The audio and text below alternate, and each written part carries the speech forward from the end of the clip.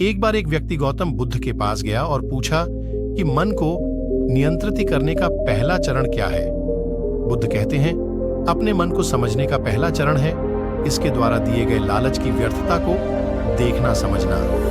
दरअसल जब मन अनशांत होता है तो कई तरह के लालच देता है, और जिसने मन द्वारा दिए इन लालचों को पहचान लिया, समझ लो कि उसने मन को समझने का पहला चरण समझ लिया। फिर व्यक्ति बुद्ध से पूछता है कि लेकिन हमें यह कैसे पता चलेगा हमारा मन हमें लालच दे रहा है और वह लालच व्यर्थ है। इसका जवाब देते हुए बुद्ध कहते हैं, अनुभव से। मनुष्य मन के लालच से जिस कार्य को अतिपूर्वक करता है उसमें उसे हानि ही होती है, और हानि के बाद ही उसे अनुभव होता है। जैसे जिसने वास्तव में यह देख लिया कि नशा करना केवल दुख है, वह नशा मुक्त होना शुरू कर देगा। वहीं जिसने जान लिया कि ईर्ष्या से खुद का नाश होता है, वह ईर्ष्या से मुक्त हो जाएगा।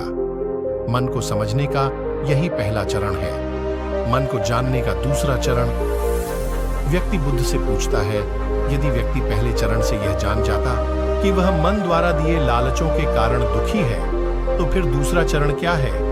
बुद्ध कहते हैं, खोज पर निकलना। दूसरे चरण के लिए ऐसे व्यक्ति की खोज पर निकलना होगा जो पहले ही अपने मन को जानकर इससे मुक्त हो चुका है।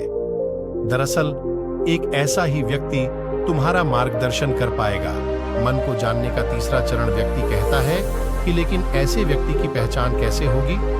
बुद्ध कहते हैं, यही तीसरा चरण है। सुनना ही अपने मन को समझने का तीसरा चरण है। व्यक्ति कहता है, क्या इसे देखकर पता नहीं किया जा सकता? बुद्ध कहते हैं, देखने में कोई व्यक्ति बहुत शांत और अच्छा लग सकता है, लेकिन उसके मन के भीतर क्या है ये उसके शब्दों से ही पता चल सकता है। लेकिन किसी की बातों पर तब तक विश्वास नहीं करना चाहिए जब तक कि वह तुम्हारे विवेक की कसौटी पर खरा ना उतरे। मन को जानने का चौथा चरण गौतम बुद्ध कहते हैं कि कर्म ही मन को समझने का चौथा चरण है। खुद को जानने के लिए सही दिशा में कर्म करना जरूरी है, लेकिन कर्म करते हुए व्यक्ति हर बार दो गलतियां करता है। पहली गलती यह कि शुरुआत ही नहीं करना, और दूसरी गलती यह कि पूरा रास्ता तय न करना। इन दोनों ही गलतियों के पीछे हमारा मन होता है। व्यक्ति अपने कर्म को पूरा इसलिए नहीं कर पाता क्योंकि वह सोचता है कि मैं कल से शुरुआत करूंगा तो कोई यह सोचता है कि मैं असफल हो जाऊंगा। इन गलतियों का मुख्य कारण है जागरूकता की कमी। इसके बिना मन व्यक्ति को सही दिशा में चलने ही नहीं देता।